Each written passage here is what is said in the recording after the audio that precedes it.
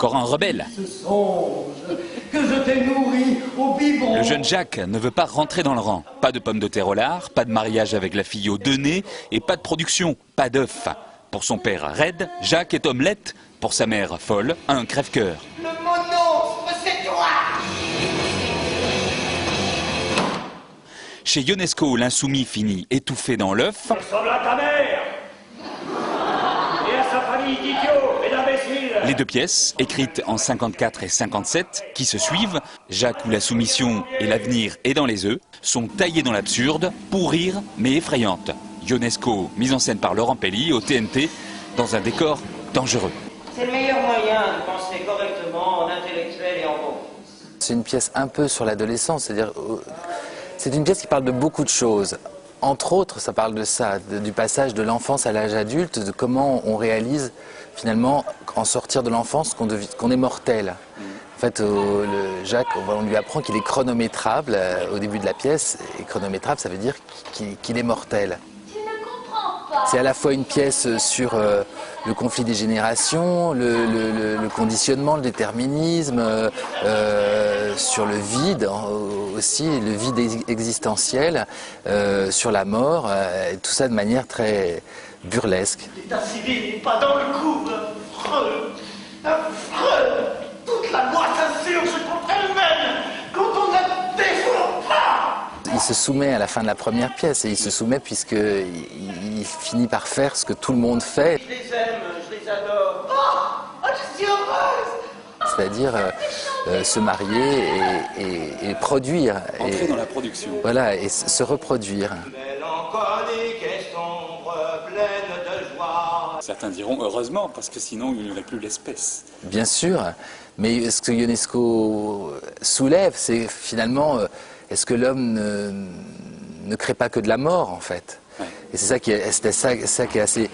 Il a une manière de raconter ça qui est relativement légère et relativement drôle, mais finalement le fond est assez terrible, est assez noir. J'adore les pommes de terre au lard. Puisqu'il n'y a pas d'issue, c'est une sorte de constat comme ça, où il n'y a pas d'espoir.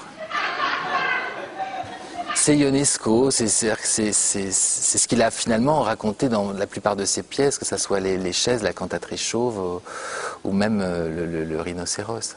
Oui, et puis il y a des résonances en plus très contemporaines. Enfin, il faut produire sur la production, etc. À la fin de la seconde pièce, on entend ça encore énormément.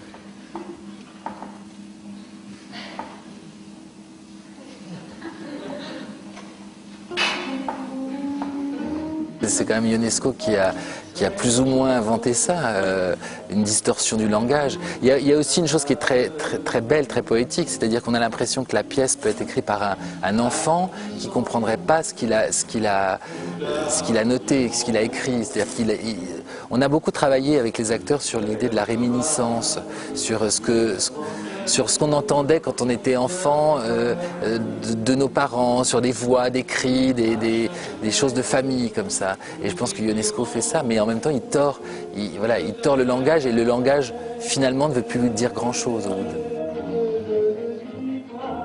C'est vrai qu'on a travaillé aussi, on a travaillé comme à la maison, c'est-à-dire que finalement c'est une pièce qui est universelle parce que même si c'est assez monstrueux, elle parle de tout le monde.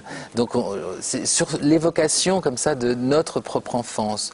Ensuite, on a travaillé beaucoup sur le burlesque et sur ce vide métaphysique dont on parlait tout à l'heure.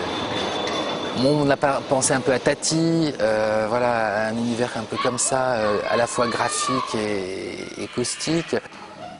Dépêchons, les œufs vont s'accumuler. Et puis la pièce est comme une sorte de cauchemar, parce que c'est très onirique aussi. Toute l'œuvre de Ionesco est onirique, mais là même la mise en scène.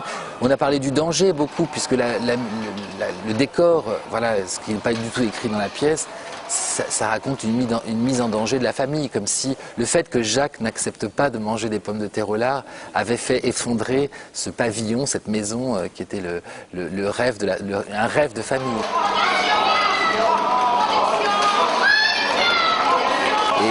Et donc on a beaucoup parlé de ça, du danger qu'il représentait, du danger de l'adolescence, du danger finalement de ce petit bonhomme qui pouvait tout d'un coup penser être libre, et ce qui effrayait beaucoup ses parents.